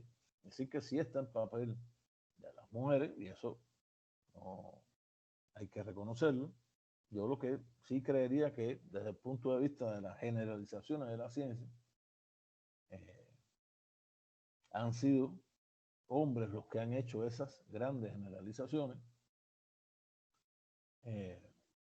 Y por eso es que por lo menos en teoría del conocimiento, de manera general, eso es lo que se aprecia. Ahora, repito, si vamos a ver en el desarrollo de la ciencia de manera particular de diferentes ciencias, evidentemente hay un desarrollo de mujeres que es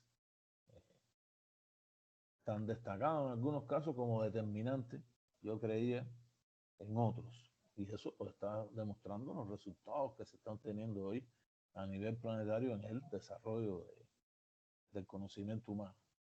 Pongo el ejemplo ese, a mí realmente me sorprendió, yo me puse a leer las dos señoras que ganaron el premio Nobel de Física. Entonces, yo realmente, como sé poco de física realmente, para no decirle que bien poco, ¿no? Yo diría que bien poco sé de física. A mí me puse a leer y me costaba trabajo. Bueno, ¿y qué cosa de la física?